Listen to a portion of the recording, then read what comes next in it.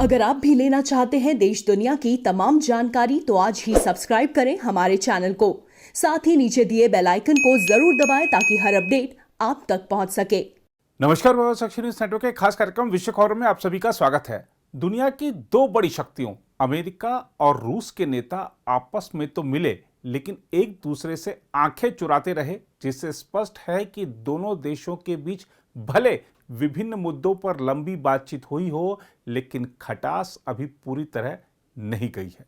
पूरी दुनिया इस बात का इंतजार कर रही थी कि एक दूसरे को नीचा दिखाने का कोई मौका नहीं छोड़ने वाले अमेरिका और रूस के राष्ट्रपति जब मिलेंगे तो क्या होगा। कई लोगों को तो मुलाकात से ठीक पहले तक इस बात पर संदेह था कि दोनों राष्ट्रपति मुलाकात भी करेंगे। ऐसा इसलिए क्योंकि हाल ही में अमेरिकी राष्ट्रपति जो बाइडेन ने रूसी राष्ट्रपति व्लादिमीर पुतिन को बुरा भला कहा था, लेकिन तमाम आशंकाओं और अटकलों के बीच आखिरकार दुनिया के दो बड़े नेता जो बाइडेन और व्लादिमीर पुतिन ने जिनेवा में मुलाकात की।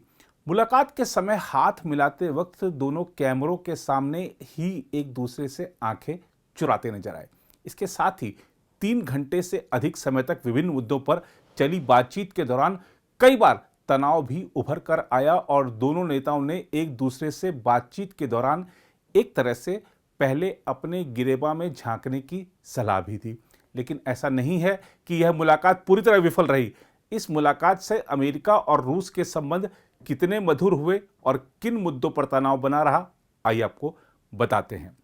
मुलाकात की सबसे बड़ी सफलता यह रही कि बाइडेन और पुतिन अपने देशों के बीच बुरी तरह बिगड़ते कूटनीतिक संबंधों में सुधार लाने की कवायद के तौर पर वॉशिंगटन तथा मॉस्को में अपने अपने राजदूतों को वापस भेजने पर राजी हो गए।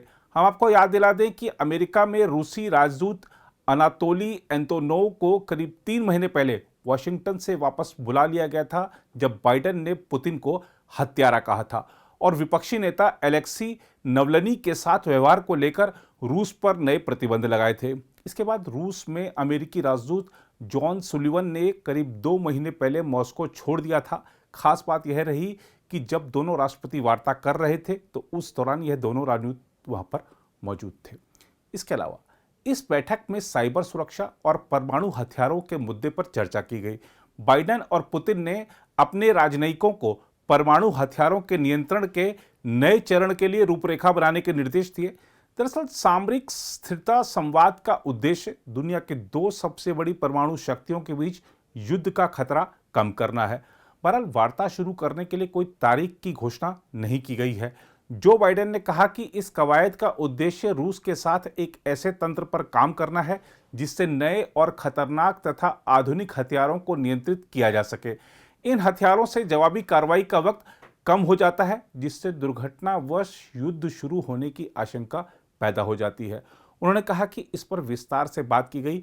वार्ता शुरू करने के लिए किसी तारीख की कोई घोषणा नहीं की गई है। दूसरी ओर पुतिन ने कहा कि वह और बाइडेन परमाणु हथियारों को सीमित करने वाली नई स्टार्ट संधि के 2026 में समाप्त होने के बाद इसे संभावित रूप से बदलने को लेकर वार्ता शुरू करने पर सहमत हुए हैं।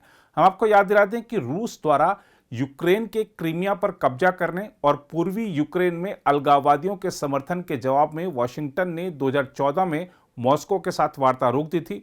2017 में वार्ता फिर शुरू हुई, लेकिन ट्रंप प्रशासन के दौरान नई स्टार्ट संधि को विस्तार देने में सफलता नहीं मिली थी।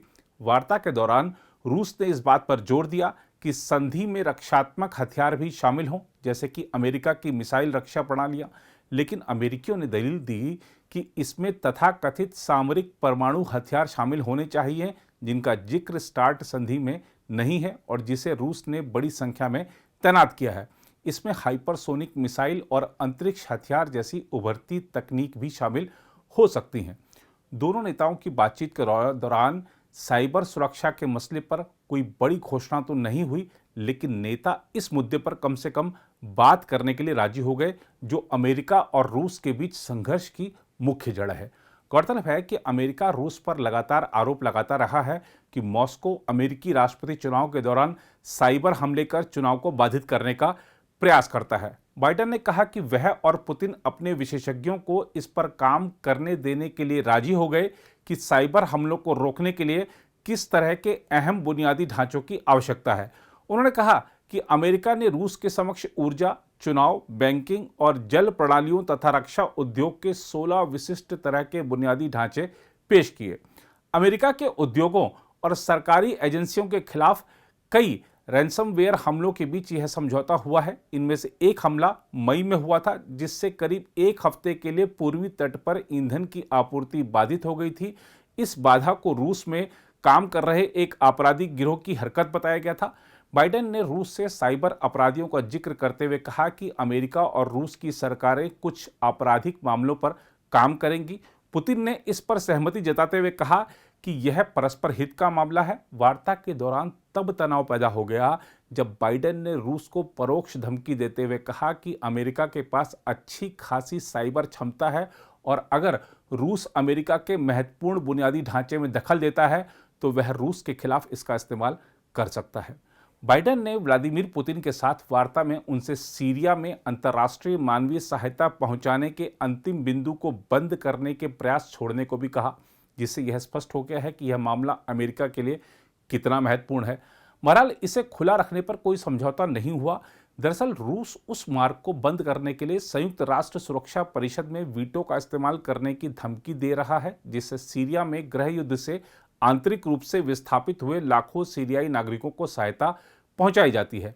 रूस ने केवल एक सीमा से मानवीय सहायता पहुंचाने पर जोर देते हुए कहा कि सीरिया सरकार को लाखों जरूरतमंदों को दी जाने वाली हर तरह की सहायता पर नियंत्रण रखना चाहिए। अब यह मानवीय सहायता तुर्की से सीरिया के विद्रोहियों के कब्जे वाले उत्तर पश्चिमी हिस्से में स्थित केवल एक सीमा से पहुंचाई जा रही है। यह सब सीरिया के करीबी सहयोगी रूस के दबाव के चलते ही हुआ है। बाइडेन ने बाद में पत्रकारों से कहा कि पुतिन ने अफगानिस्तान के बारे में पूछा और वहां शांति और सुरक्षा बनाए रखने की इच्छा जताई। अमेरिकी राष्ट्रपति ने कहा कि उन्होंने पुतिन को बताया कि यह काफ़ी हद तक उन पर निर्भर करता है और पुतिन ने संकेत दिया कि वह ईरान के साथ ही अफगानिस्तान की मदद करने के लिए भी तैयार है। अफगानिस्तान में आतंकवादी हिंसा फिर से सिर न उठाए, रूसी राष्ट्रपति ने इस बारे में भी बात की। इस पर बाइडेन ने कहा कि ऐसा न होते देखना काफ़ी हद तक रूस के हित में होगा। बैठक के बाद पत्रकारों से बातचीत में बाइडेन ने कहा कि वह रूस के राष्ट्रपति व्लादिमीर पुतिन के समक्ष मानवाधिकार का मुद्दा उठाते रहेंगे, क्योंकि यह मूल सिद्धांत है जिसके लिए उनका देश खड़ा हुआ है। पुतिन ने भी मीडिया से बातचीत में स्वीकार किया कि बाइडेन ने उनके साथ मानवाधिकारों के मुद्दे को उठाया, जिसमें विपक्षी नेता एलेक्सी नवलनी का मुद्दा भी शामिल था। बैठक में हालांकि रूसी राष्ट्रपति ने नवलनी की कैद की सजा के निर्णय का बचाव किया और रूस के विपक्षी नेताओं के साथ दुर्व्यवहार को लेकर बार बार पूछे जाने सवालों पर अमेरिका में घरेलू उथल पुथल का उल्लेख किया, जिसमें ब्लैक लाइव्स मैटर विरोध प्रदर्शन और 6 जनवरी को कैपिटल हिल में हुई हिंसा शामिल है। पुतिन ने कहा कि नवलनी जिसके हकदार थे उन्हें वही मिला है। हम आपको बता दें कि नवलनी पुतिन के सबसे प्रमुख राजनीतिक प्रतिद्वंदी रहे हैं, जिन्हें जर्मनी से रूस लौटने के बाद जनवरी में गिरफ्तार कर लिया गया था। रूस के विपक्षी नेता ने खुद को नौरो एजेंट जहर दिए जाने के बाद 5 महीने तक जर्मनी में इलाज कराया था। वह इस हमले के लिए रूसी प्रतिष्ठान क्रेमलिन को जिम्मेदार ठहराते हैं। हालांकि रूसी अधिकारियों ने नवलनी को जहर देने में संलिप्तता होने से इनकार किया है। नवलनी को 2014 में गबन के एक मामले में दोषी पाए जाने पर निलंबित सजा का उल्लंघन करने के मामले में 30 महीने कैद की सजा सुनाई गई है। उन्होंने गबन के मामले में संलिप्तता से इनकार करते हुए इसे राजनीति से प्रेरित मामला बताया था। बहरहाल अमेरिका के रूस के साथ कई मुद्दों पर मतभेद जग जाहिर हैं। यह मतभेद सिर्फ 3 घंटे की मुलाकात में तो नहीं सुलझ सकते, लेकिन मनभेद कितना ज़्यादा है इसका अंदाज़ा इसी से लगता है कि 3 घंटे की बैठक के बाद बाइडेन और पुतिन ने मीडिया से एक साथ नहीं बल्कि अलग अलग बातचीत की। अमूमन जब 2 राष्ट्राध्यक्ष मिलते हैं तो मीडिया से संयुक्त रूप से ही वार्ता करते हैं। इसके अलावा रूस के राष्ट्रपति व्लादिमीर पुतिन ने अमेरिकी राष्ट्रपति जो बाइडेन के साथ हुई शिखर वार्ता के परिणामों की सराहना करते हुए बाइडेन को दक्ष और सख्त वार्ताकार बताया, जिससे साबित होता है कि बैठक के दौरान अमेरिका अपने मुद्दों पर दृढ़ रहा। जहां तक अमेरिका और रूस के नेताओं की मुलाकात का भारत पर असर पड़ने की बात है, तो यह भारत के लिए अच्छा ही है कि अमेरिका और रूस के संबंध सुधरे, क्योंकि भारत रूस के कई रक्षा सौदों पर अमेरिका आपत्ति जताता रहा है। लेकिन भारत को यह भी ध्यान रखना होगा कि रूस और चीन के संबंध भी बेहतर हो रहे हैं, जो कि चिंता की बात होनी चाहिए।